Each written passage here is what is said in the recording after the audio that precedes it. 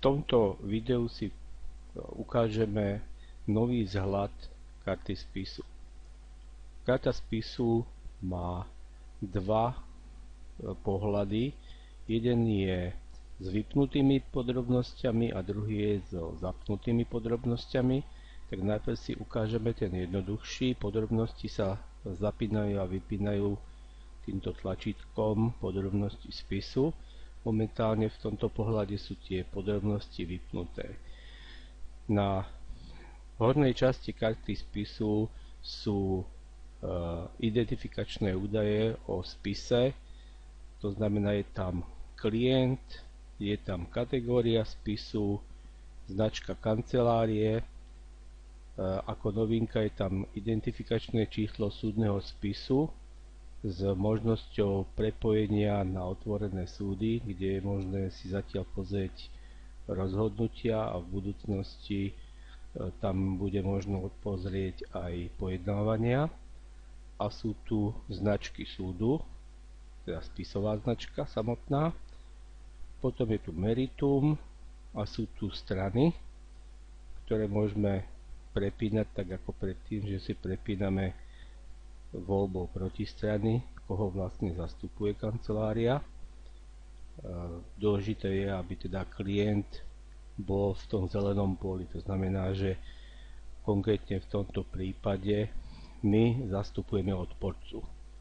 Ak by sme chceli klienta zastupovať ako navrhovateľa, tak ho musíme vyplniť na ľavej časti a prepnúť sa, aby to zelené pole svietilo v ľavej časti, to znamená prepnúť proti strany.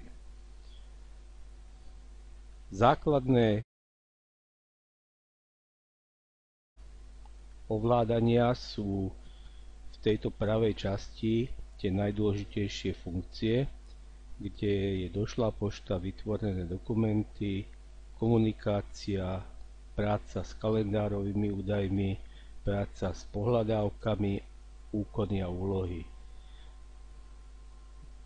Niektoré funkcie, ktoré sú vnútri v týchto ďalších funkciách, sme umiestnili na samostatné tlačítka.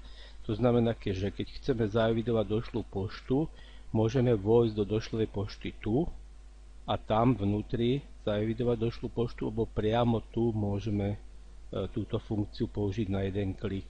Takisto môžeme priamo tu zaevidovať úkon, služobnú cestu alebo pridať pohľadávku. Ďalšia novinka na karte spisu je možnosť diskusie, kde ja k danému spisu 2015 OBH 006 si viem zavolať kolegu, napríklad Luptáka, a jemu priamo už sa tu indikuje, o ktorom spise sa s ním chcem baviť. To znamená, že jemu keď príde táto správa, tak on si vie otvoriť kartu spisu a vieme sa baviť k nejakému problému, ktorý na tom spise ja potrebujem s ním riešiť. V tomto prípade vôbec nevadí, že on nie je prihlásený, len čo sa prihlási, tak vie mi na to odpovedať. Opäť je tu žurnál, ten zostal na tom istom mieste ako je, až s takou možnosťou, že zobrazuje sa len prvých niekoľko riadkov a keď chceme zobraziť celý žurnál, tak si ho môžeme otvoriť a proste prerolovať si v rámci žurnálu.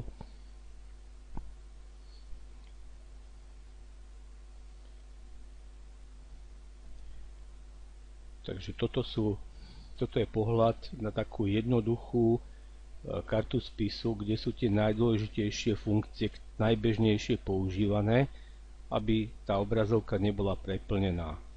V prípade, že potrebujeme do tej karty spisu pridať aj veci, ktoré momentálne na nej nevidíme, tak sa prepneme na podrobnosti spisu, kde môžeme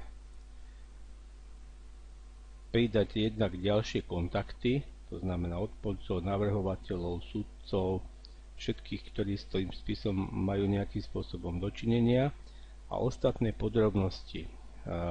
Vieme priradiť zodpovedného pracovníka, ktorý má ten spis na starosti, aké je zastupovanie, na akom súde ten spis je pojednávaný, môžeme vložiť petít, hodnotu veci, podielovú odmenu, paušálnu odmenu, môžeme priradiť fyzickú lokáciu papierových podkladov k spisu, to znamená, že môžeme mať nejakým spôsobom rozdelený regálový systém a šanóny, aby sme vedeli, že k danému elektronickému spisu papierové podklady, kde sa nám nachádzajú. Toto je užívateľský editovateľný číselník. Samozrejme, že môžeme si napísať poznámky. V tomto žltom poli píšeme poznámky, ktoré sú v podstate všeobecne platné a nie sú nejako datované. To znamená, že není potrebné k nim evidovať, že kedy tá poznámka bola vložená. Zatiaľ, čo keď si napíšeme komentár v tomto žltom poli vpravo, tak ten sa nám ukladá s tým dátumom, kedy ten komentár bol vložený a môžeme takto mať aj nejakú históriu, napríklad pokynov klienta.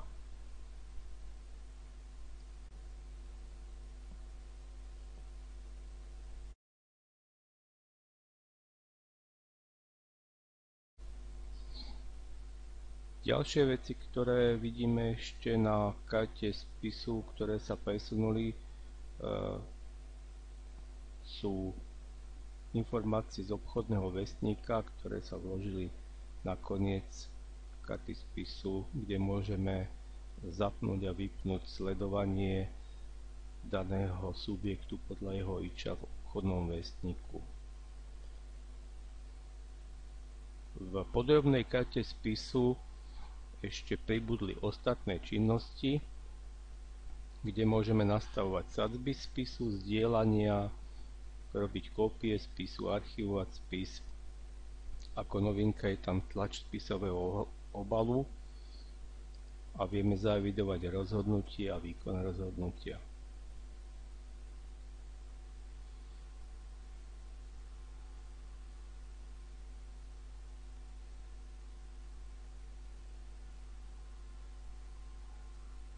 Do zjednodušeného pohľadu kartu spisu prepneme takým spôsobom, že sa prerolujeme úplne dole a vypneme podrobnosti. Takže v tomto pohľade máme jednoduchý pohľad na kartu spisu a v tomto pohľade máme podobný pohľad na kartu spisu so všetkými funkciami, ktoré sa na tej karte spisu urobiť dajú.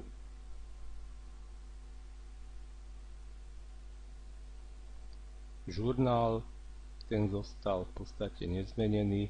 Jediná zmena je, že sa dá obmedziť dĺžka zobrazených údajov.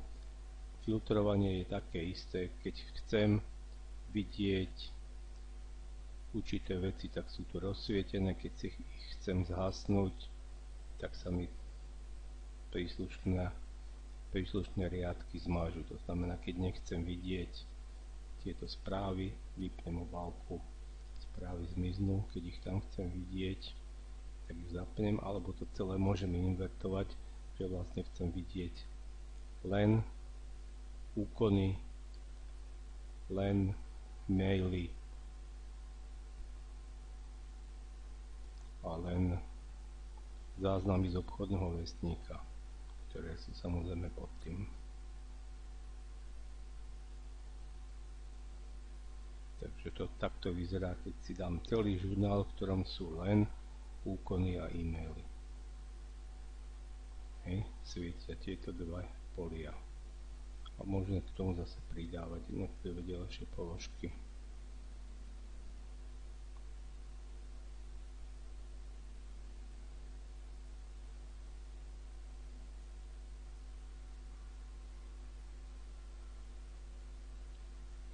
Jednotlivé riadky v žurnáli zostali zase rozklikávací, to znamená, že keď ja si chcem pozrieť aj tento konkrétny úkon, ktorý bol, tak si proste kliknem a otvorí sa mi karta toho úkonu. Alebo keď si chcem pozrieť nejakú lehotu, otvorí sa mi karta tej lehoty.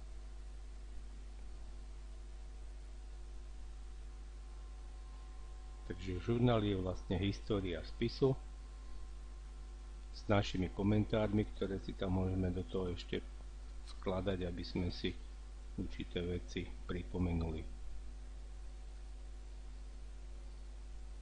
Takže takýmto spôsobom sa nám podarilo inovovať pohľad na kartu spisu. Ďakujem za pozornosť.